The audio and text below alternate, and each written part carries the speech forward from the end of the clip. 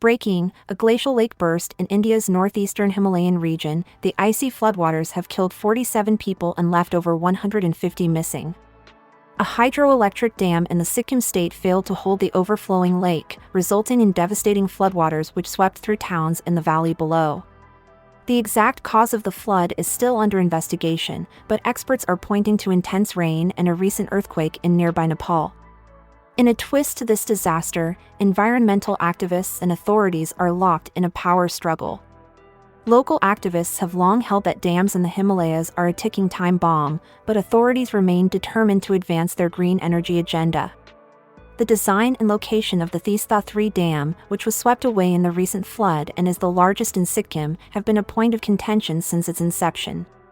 As if the situation wasn't dire enough, rescue efforts have been hampered by poor weather conditions, making helicopter deployment nearly impossible.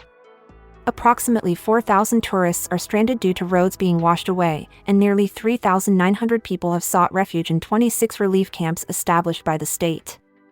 Still, despite these disasters, the Indian federal government is planning to increase the country's hydroelectric dam output by 2030. This, while the Himalayan region battles increased landslides and floods, likely worsened by global warming and glacial melting. And just to put the cherry on this catastrophic sundae, a report warns that Himalayan glaciers could lose up to 80% of their volume if global warming goes unchecked. This latest disaster in India echoes the dam breaches caused by Storm Daniel in Libya, which resulted in significant damage to the city of Derna. Notably, in February 2021, flash floods in Uttarakhand state in northern India took nearly 200 lives and wiped out numerous homes. It's all a sobering reminder of the devastating power of Mother Nature and the urgent need for climate change action.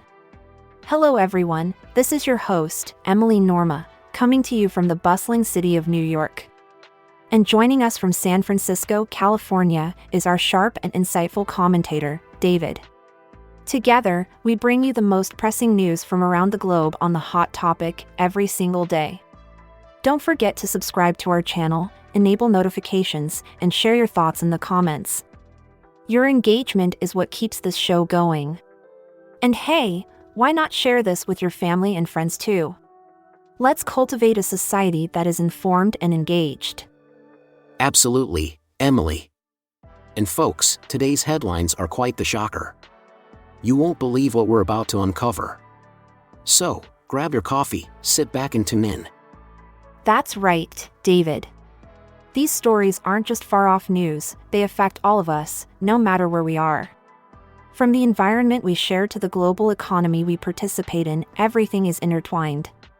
Now, brace yourselves for a story that exemplifies this interconnectedness. The events unfolding in India's northeastern Himalayan region are a stark reminder of the urgent need for unity in addressing climate change. You might be sitting thousands of miles away, but I assure you, this news is as relevant to you as it is to someone living right in the heart of it. So, without further ado, hot off the press.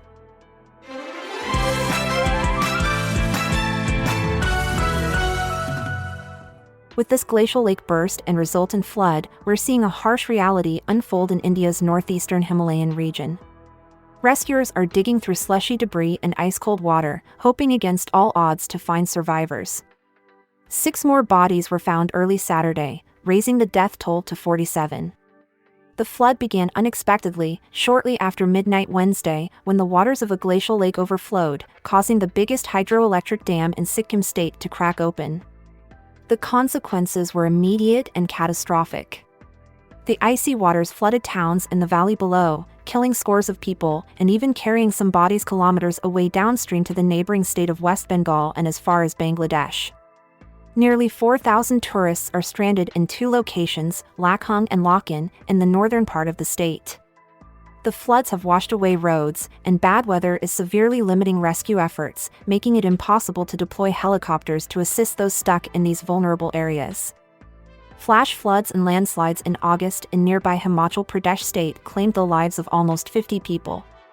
In July, record rains killed over 100 people over 2 weeks in northern India. These are far from isolated incidents.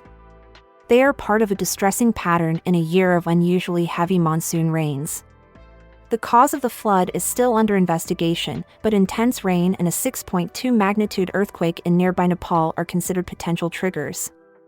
As we delve deeper into the story, we also see an unfolding climate dilemma. On one side, we have local environmental activists warning of the dangers of dams in the Himalayas.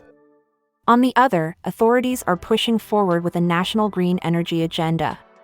This is a complex issue, with far-reaching implications for the people of India and, indeed, the world. What's your perspective on this situation? The situation is indeed devastating. It's alarming to note too that, in spite of the increasing frequency of such disasters, India's federal government is aiming to increase the country's hydroelectric dam output by half, to 70,000 megawatts, by the year 2030. This is a challenging predicament that pits the demand for sustainable energy against the acute risks posed by extreme weather events. Disasters like landslides and floods are unfortunately common in the Indian Himalayan region during the June-September monsoon season. And as global warming continues to impact our planet, these disasters are becoming more frequent and more severe. Studies suggest that Himalayan glaciers could lose up to 80% of their volume if we don't get global warming under control. And this isn't just happening in India. Last month, we saw the catastrophic damage caused by dam breaches in the city of Derna, in Libya, due to Storm Daniel. Back in February 2021, flash floods in Uttarakhand state in northern India killed nearly 200 people and caused widespread destruction. We're seeing an increase in extreme weather events globally, which are having devastating impacts. The situation calls for immediate action to mitigate climate change and reconsider our approach towards infrastructure in these vulnerable areas. The cost of inaction, as we're seeing, is simply too high. We've come to the end of today's episode of Hot Topic. Thank you all for joining us as we navigated through the unfolding crisis in India's northeastern Himalayan region. Remember, your engagement helps us reach a wider audience and makes a significant difference. So, if you haven't yet, do hit that subscribe button and activate notifications so you never miss an episode. And hey, don't hesitate to share our podcast with anyone who might find it interesting or informative. Drop us a comment if you found today's discussion insightful. And remember, we're in your earbuds every single day with new topics, fresh analysis, and maybe even a few laughs along the way. Who says staying informed can't be fun? And let me tell you, we've got some intriguing topics on the horizon. We are profoundly grateful to you for your support and for choosing to spend some of your day with us. We can't wait to bring you another episode of Hot Topic. Emma Stannies, stay in the loop, keep your eyes on the news, our channel's content will amuse.